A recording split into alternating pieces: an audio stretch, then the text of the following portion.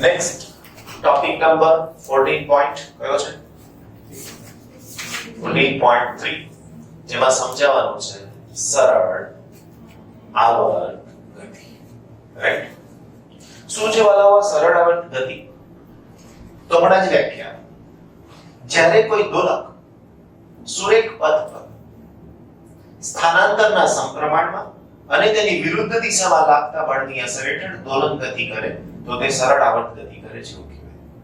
આવું ન બોલવું હોય તો જ્યારે કોઈ પદાર્થ સુરેખ પથ પર નિયત બિંદુ તરફ નિયત એટલે નિશ્ચિત બિંદુ તરફ લાગતા બળની અસર હેઠળ દોલન ગતિ કરે તો તે પદાર્થ સરળ આવર્ત ગતિ કરે છે તેમ કહેવાય. પણ જ્યારે આ તમે વ્યાખ્યા બોલો ત્યારે તમને દોલન ગતિની વ્યાખ્યા આવડતી હોવી જોઈએ. સરળ આવર્ત ગતિના ઘણા બધા એક્ઝામ્પલ છે આપણી પાસે. એમાંનું એકાદ એક્ઝામ્પલ આકૃતિ દોરીને જો સમજાવવાની કોશિશ કરું તો આ દ્રઢ આધાર અને જે સપોર્ટ છે એની સાથે એક સ્પ્રિંગ જોડેલી છે આપણી પાસે. આ સ્થિતિને હું x 0 ની સ્થિતિ કહી દઉં. હવે હું આ સ્પ્રિંગને સહેજ ખેંચું છું. તો જો મેં સ્પ્રિંગને સહેજ ખેંચી તો શું થઈ શકશે તો કે સ્પ્રિંગની લંબાઈમાં સહેજ વધારો થઈ અને બ્લોકની પોઝિશન મને આવી કોઈ મળી શકે. હવે આ સ્થિતિને હું કહી શકું કે x બરાબર a સ્થાનાંતર મહત્તમ થયું. હમણાં કીધું a એટલે અહીંથી છોડી દો આ બ્લોકને તો તમારી ધારણા પ્રમાણે શું થાય તો કે સર અહીંયાથી છોડેલો બ્લોક આ x બરાબર 0 છે. અહીંયાથી છોડેલો બ્લોક અહીંથી આમ ખસશે ત્યાંથી આમ જશે ત્યાંથી પાછો અહીંયા આવશે અને પછી પાછો અહીંયા આવશે. હવે પાછો એના સ્થાને આવે ત્યારે એક દોલન પૂર્ણ થયું કહેવાય. જ્યાંથી ગતિની શરૂઆત થઈ ત્યાં જ સામે જઈને ફરીથી પાછો આવે ત્યારે શું થયું એક દોલન પૂર્ણ થયું કહેવાય. હવે આ જ પરિસ્થિતિને આપણે બીજી આકૃતિ દ્વારા સમજાવવા માંગીએ છીએ. સમજો આ સ્થાનને કીધું x બરાબર 0 આ સ્થાનને કીધું x બરાબર a. મારી પાસે બ્લોકને જે હું બતાવીશ એ આવી રીતના બતાવીશ.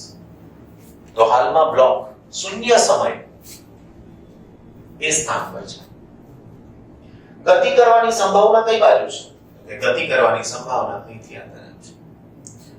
એક દોલનનો મતલબ મેં તમને સમજાવ્યો એટલે એક દોલનનો મતલબ આવર્તકાળ આને કહેવાય x બરાબર માઈનસ. આવર્તકાળના હું અહીંયા ચાર ભાગ કરી રહ્યો છું. આવર્તકાળના ચાર ભાગ કરી રહ્યો છું. અહીંયાથી 1 2 3 અને 4 ખ્યાલ આવ્યો. અહીંયાથી અહીંયા જાય આવર્તકાળનો ચોથો ભાગ એટલે t/4. તો આ શૂન્ય સમયની સ્થિતિ છે. આ ગોળો હોય કે આવો પદાર્થ હોય ખસીને જ્યારે એ અહીંયા પહોંચે છે અહીંયા નથી આવે. આ કઈ સ્થિતિ તો કે x બરાબર 0. તો અહીંયા પહોંચે છે ત્યારે આ સમયને જો હું બતાવું તો t બરાબર શું થયું હોય તો કે t/4.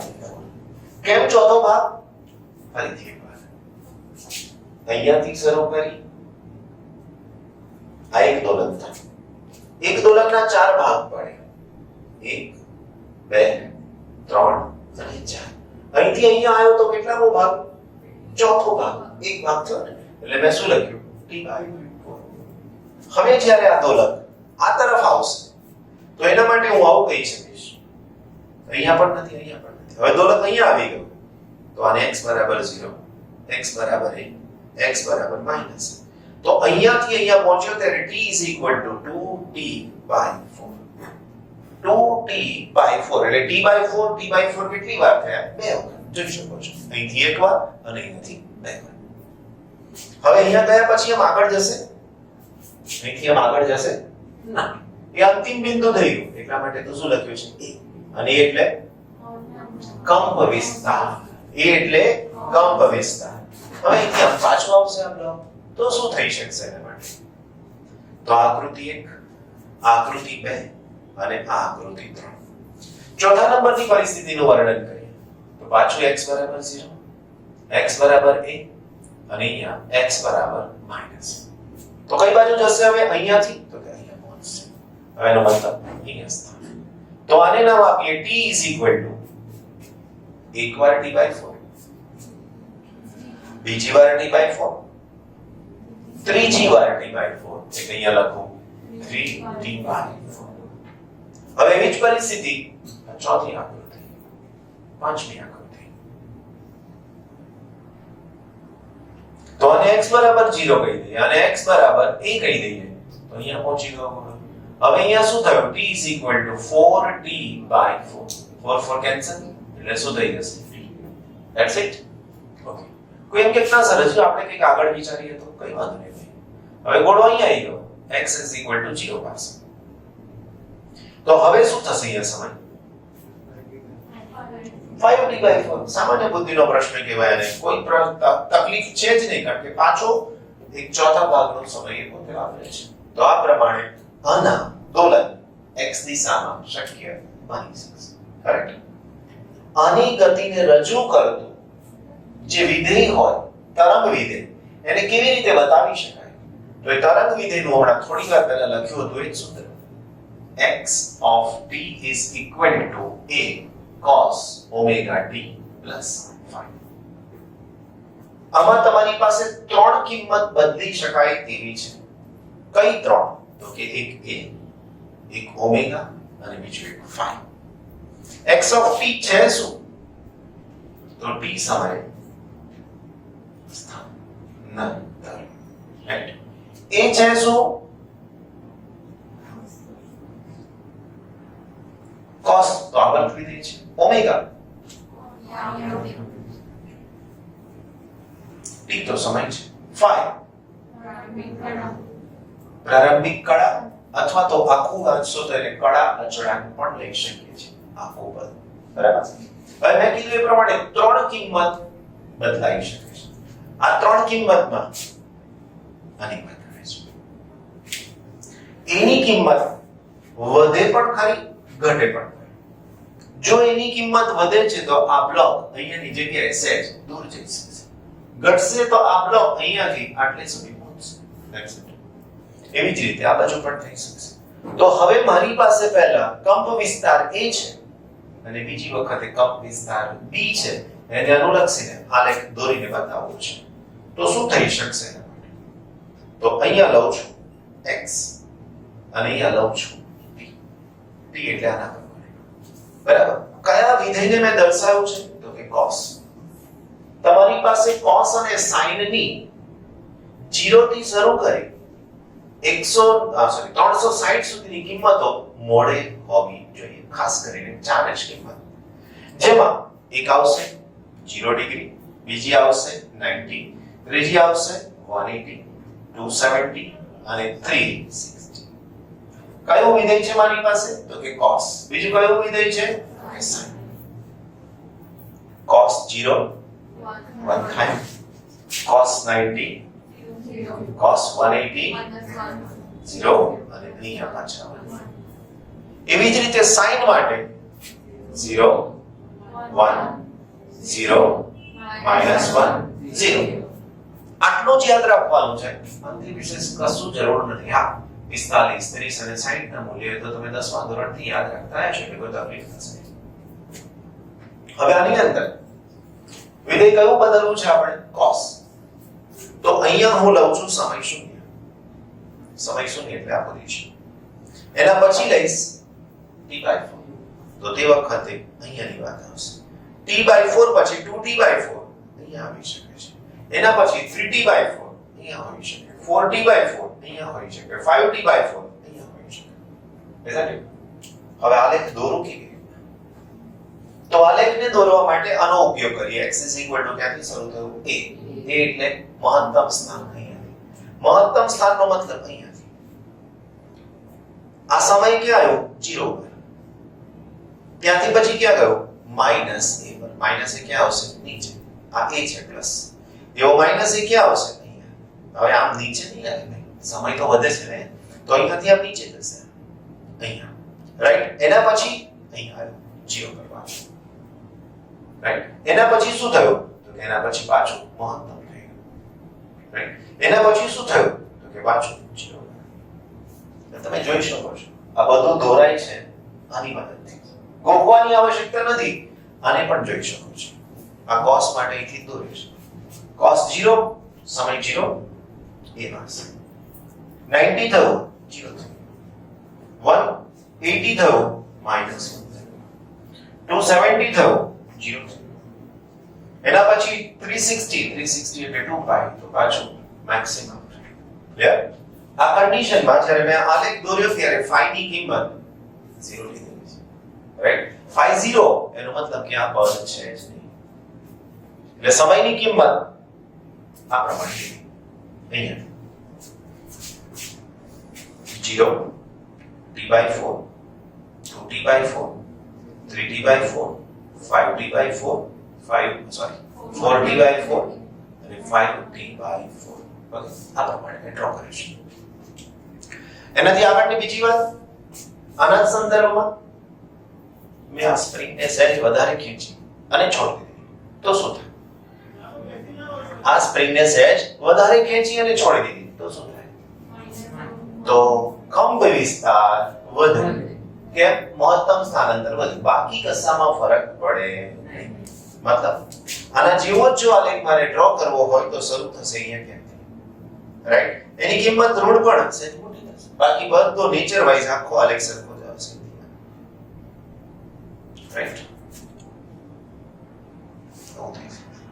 જો હું આ કંપ વિસ્તારને b નામ આપી દઉં તો કન્ડિશન શું આપી આપણે તો કે a is greater than એટલે a અહીંયા હતો તો b માટે છે તો લઈને કોઈ કે ના સર આપણે તો અહીંથી ઓછું કરવું છે કઈ વાંધો નહીં ભાઈ જો તમે અહીંયા બતાવો છો એને બદલે અહીંયાથી શરૂ કરો કોઈ પ્રોબ્લેમ નથી કોને બદલે a એટલે કંપ વિસ્તાર સરસ આ બદલાય હવે મારે બદલવું છે ઓમેગા ઓમેગા નો મતલબ કોણીય આવૃત્તિ કોણીય આવૃત્તિની સાથે આવૃત્તિ આવે બહુ ઝડપી દોલન થાય અને શાંતિથી દોલન થાય એનો સીધો સંબંધ ઓમેગાની સાથે છે એનો સીધો સંબંધ આવૃત્તિની સાથે છે તો એ બંનેને અનુલક્ષે કે જો આના જેવો જ કંઈક હું ગ્રાફ પ્લોટ કરવા જાઉં તો શું થાય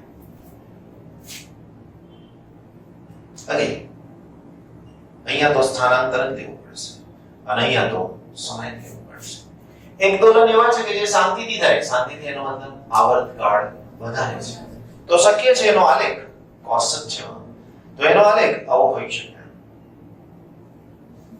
હવે બહુ શાંતિથી દોલન થાય આપણને ક્યાં પ્રશ્ન છે શાંતિથી કરે ઉતાવળથી કરે આપણે દોલન થવા જોઈએ બીજી વાત બીજો એક દોલક છે બહુ ઝડપથી દોલન કરે છે તો એની સાથે શું થાય શરૂઆત અહીંયાથી જ થાય કેમ તો કે હવે કંપ વિસ્તાર બદલતા નથી શું બદલી રહ્યા છે આવૃત્તિ તો હવે આવું થયું જો કંપ વિસ્તાર તો સરખો જ છે કંપ વિસ્તાર તો સરખો જ છે ના હોય તો સરખો રાખવાનો છે કારણ કે એને બદલવાના નથી આપણે રાઈટ પણ શું બદલાયું તો કે દોલન અહીંયાથી આડે એક દોલન પૂરું કર્યું અહીંયા એક દોલન પૂરું થયું જ્યારે આ બ્લુ કલરમાં 1 2 3 કેમ તો કે એની આવૃત્તિ વધારે છે પહેલાની આવૃત્તિ ઓછી હતી તો અહીંયા તમે લખી શકો છો આની આવૃત્તિને nu2 કહીએ અને આની આવૃત્તિને nu1 કહીએ તો લખાય nu2 is greater than nu1 correct એના પછીની વાત શું બાકી રહી phi એટલે શું પ્રારંભિક કણ હવે બરાબર સાંભળજો સમજજો હમણાં આલેખ શીખ્યો છે ત્યાં સુધી હું ટેમ્પરરી તમને એક વાત શીખવાડું કે આના દોલન મેં અહીંયાથી શરૂ કર્યા મધ્યમાન સ્થાનને છોડીને રજૂ કર્યા બીજા એક દોલન હું અહીંથી શરૂ કરાવડાવું અને ત્રીજા એક દોલન અહીંથી શરૂ કરાવડાવું તો ફરક શું પડે તો પહેલો દોલક અહીંયાથી જેના દોલન શરૂ થયા તે આ તરફ ગયું અહીંયાથી બીજો દોલક અહીંથી શરૂ થાય તો અહીંયાથી આ તરફ ગયું અને ત્રીજું છે અહીંથી દોલન શરૂ કર્યા એમ પાછું આવ્યું એનો મતલબ કે દરેકનું પ્રારંભિક સ્થાન જુદું જુદું હતું તો શક્ય છે એના દોલનો જે થાય છે એ દોલનોની જે પોઝિશન મળવાની છે એ પોઝિશન પણ અલગ અલગ રહેવાની છે એટલે એનો મતલબ કે એમાં કોની કિંમત બદલાવાની છે તો કે આની સાથેની જે કિંમત છે તેને શું કહેવાય phi ઓકે એનો આલેખ ડ્રો કરીએ આપણે અગેન વાલા બચ્ચાઓ y અક્ષ પર તો શું લેવાનું છે તો કે x છે રાઈટ અગેન સમય હવે સરખો રહેશે. કેમ સમય સરખો રહેશે? કારણ કે હવે આપણે ઓમેગા બદલતા નથી, કંપ વિસ્તાર બદલતા નથી. શું બદલ્યું? પ્રારંભિક સ્થાન બદલ્યું છે. હવે પ્રારંભિક સ્થાન માટે પહેલો આલેખ શક્ય છે, મને આવું મળે, રાઈટ? આ પહેલો આલેખ. બીજાની અંદર મેં દોલન અહીંયાથી નહીં, સહેજ અહીંયા વચ્ચેથી શરૂ કરાવડાય, અહીંયાથી. તો એ ફરક અહીંયા કેવી રીતના દેખાશે એ તમને ખાલી બતાવવા માંગુ છું. બધું જ સમાન છે, જોઈ લો. ખાલી ફરક, ખાલી ગેપ આવે છે. તો આ બેની વચ્ચેનો કડાનો તફાવત, આ બેની વચ્ચેનો કડાનો તફાવત મેં જે સ્વીકાર્યો છે તે π/4 છે. મતલબ π/4 એટલે કેટલો ખૂણો? 360 ની સાથેની વાત આવે. પાઈ એટલે 180, 180 ના છેદમાં 4, 45. તો હાલમાં પ્રારંભિક કડા મેં કેટલી લીધી છે? 5, અને 5 ની કિંમત કેટલી રાખી છે? 45. તો આવું થઈ શકે છે. હવે આ પૂરું થયા પછી હું પહેલું તમને ક્લિયર કરાવીશ કે આ શું કહેવા માંગે છે. આવું ક્યાંય કોઈ જગ્યાએ તમારી બુકમાં ડિટેલ સ્ટડીમાં છે જ નહીં, પણ હું તમને ક્લિયર કરાવીશ કે આનો મતલબ શું થઈ શકે છે. બટ આ થિયરીનો ભાગ આટલો હતો એટલે મેં તમને સમજાવ્યું. હવે જે સમજાવીશ એ કંઈક નવું છે, કંઈક અલગ છે. આપણી ટેક્સ્ટ બુકમાં છે પણ ઇધર ઉધર થઈ ગયું છે બધું, એમ કે જે થિયરીમાં જે સમજાવવાનું હોય એ ના સમજાવે અને પછી પાંચો થિયરી ગયા પછી કે જો ફાઈ આવી રીતના શોધાય. એનો મતલબ શું? આખી વાર્તા કહી દીધી, બધું જ કહી દીધું, પણ શું છે કીધું નહીં. પછી કીધું જો હવે ફાઈ આવી રીતના તમને મળી શકશે. ઓકે,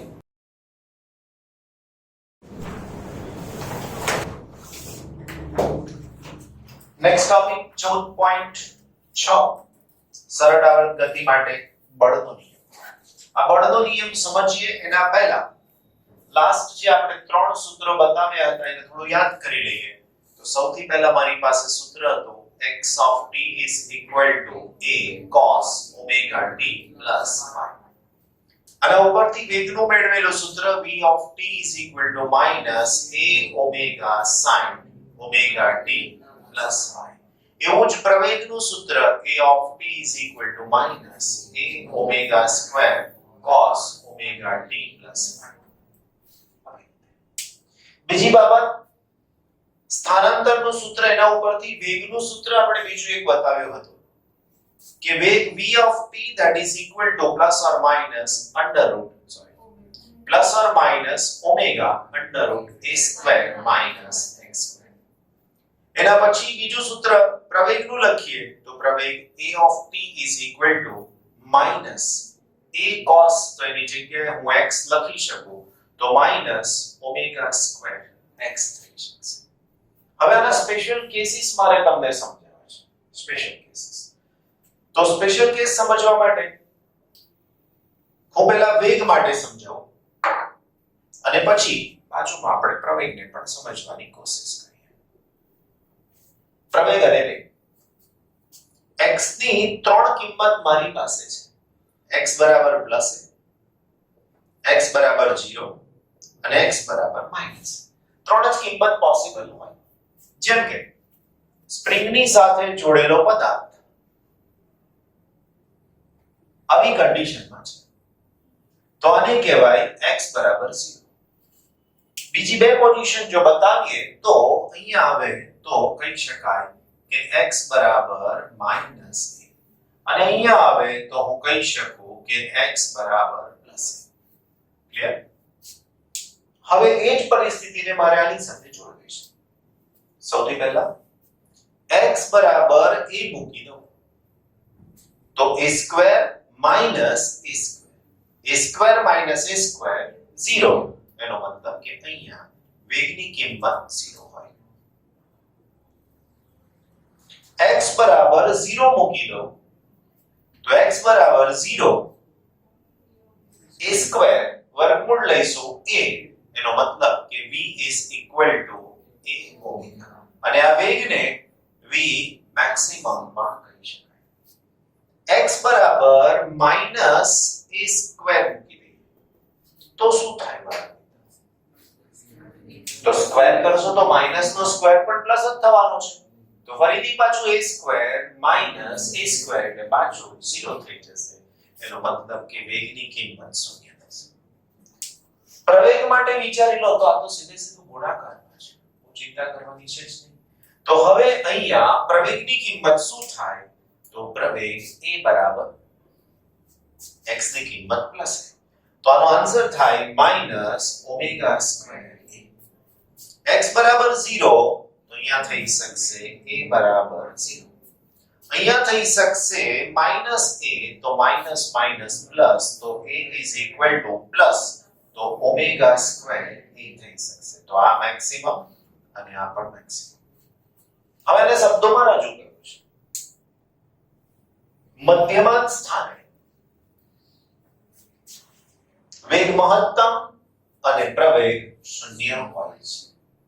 મધ્યમાંત સ્થાને નિયત બિંદુ પાસે, નિશ્ચિત બિંદુ પાસે વેગ મહત્તમ અને પ્રવેગ શૂન્ય હોય છે. અંત્ય બિંદુઓ પાસે પ્લસ અને માઈનસ, અંત્ય બિંદુઓ પાસે વેગ શૂન્ય અને પ્રવેગ મહત્તમ હોય છે. પ્રવેગ મહત્તમમાં પણ કેવો, તો કે માઈનસ a હોય તો ધન અને પ્લસ a હોય તો ઋણ હોય છે, પણ કહેવાય તો મહત્તમ. આવા સ્પેશિયલ કેસીસ કેટલીક વખતે એમસીક્યુ માં કે વીએસક્યુ માં પૂછાય કે દોલકના અંત્ય સમયે વેગ અને પ્રવેગના મૂલ્ય કેટલા છે. સોરી, અંત્ય સમયે, અંત્ય સ્થાને, તો અંત્ય સ્થાન એટલે આને લઈ લો, તો તમારે લખાય x બરાબર પ્લસ a પાસે, તો કે હા માઈનસ a પાસે, તો કે ક્લિયર. સમજાય છે આ બધી વસ્તુઓ અગત્યની છે એમસીક્યુ સાથે.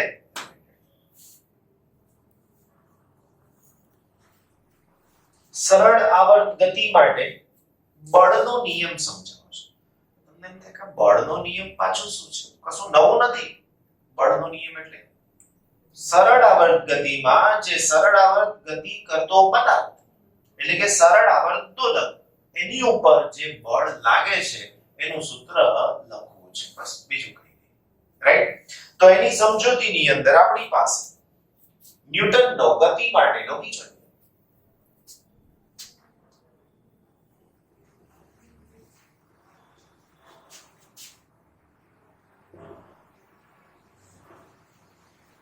શું થઈ શકે, તો કે સર f n * a થાય. હવે અહીંયા હું સમય સાથે બદલાતું બળ લખું f of t, તો અહીંયા સમય સાથે બદલાતો પ્રવેગ પણ મારે લખવો પડે. હવે a નો સૂત્ર હમણાં થોડી વાર પહેલા જ મેળવ્યું સ્થાનાંતરના સંદર્ભમાં, તો લખી શકીએ કે પરંતુ સરળ આવર્ત ગતિ માટે a of t = શું લખી શકાય, કે minus omega square x of t.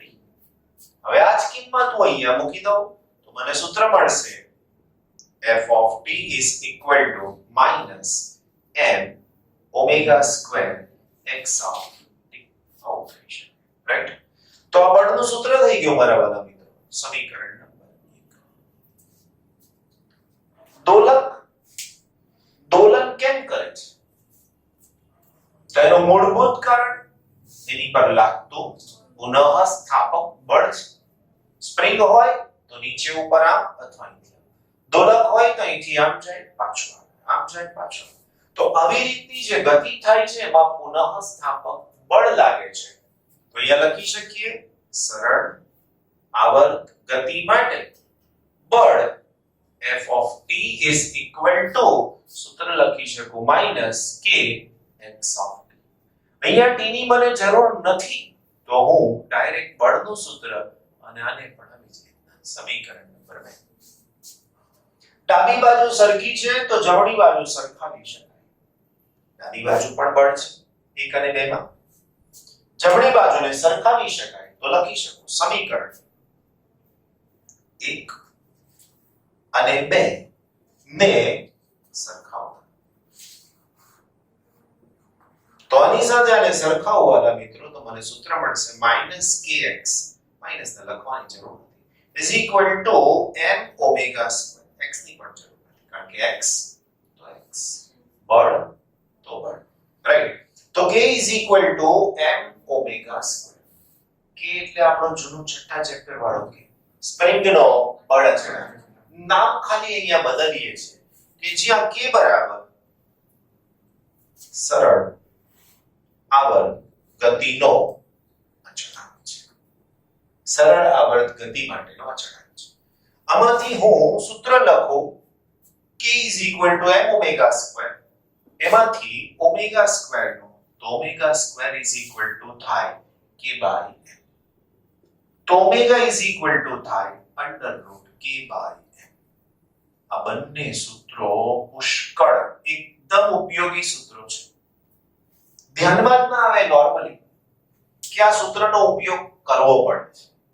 Side track થઈ ગયેલા સૂત્રોમાંના બે સૂત્રો છે.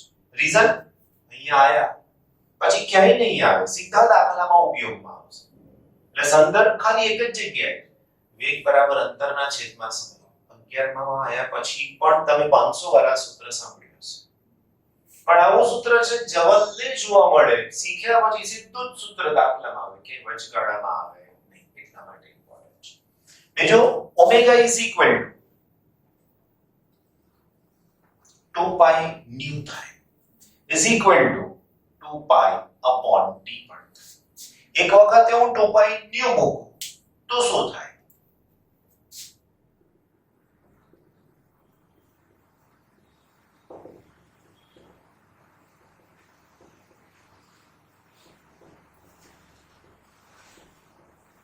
તો આ જે સરળ આવર્ત ગતિ કરતો હોય એની આવૃત્તિનું સૂત્ર થયું. આવૃત્તિનું સૂત્ર, રાઈટ? આની સાથે મારે આવર્તકાળનું સૂત્ર જોઈતું હોય તો ઓમેગાની જગ્યાએ આ કિંમત મૂકી દો.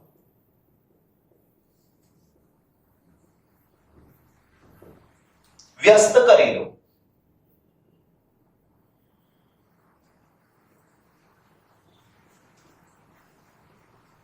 થાય, રાઈટ? મારે તો t જોઈએ છે.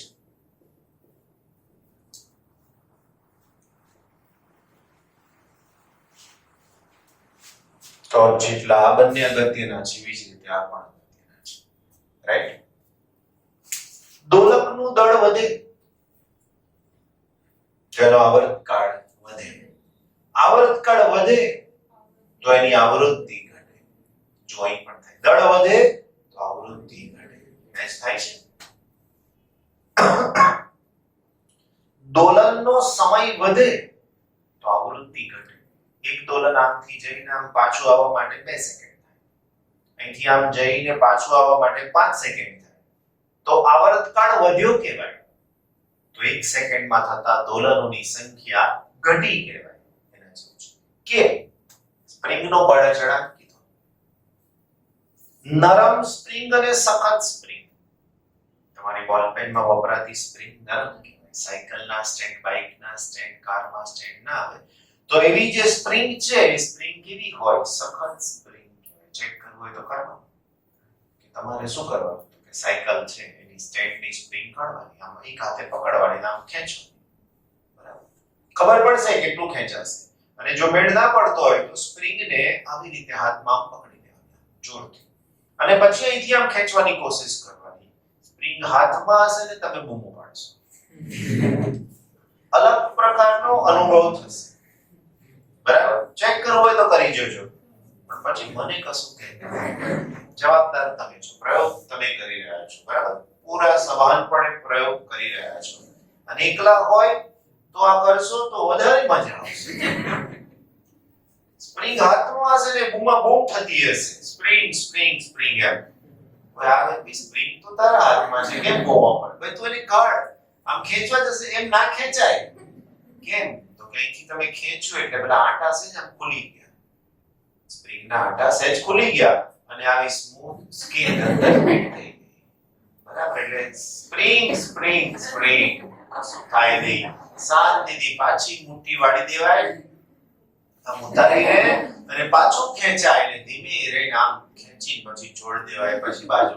બરાબર? તો આ પ્રયોગ સરસ મજાનો છે. કરવો નહીં, કરાવવો પણ નહીં. મેં ના પાડી હો પાછું સમજી લે. આ પાછા કેટલાક મારા માથે નાખે સર તમે કીધું ને મેં પ્રયોગ કર્યો. હું નુકસાન ભોગવો છો ત્યારે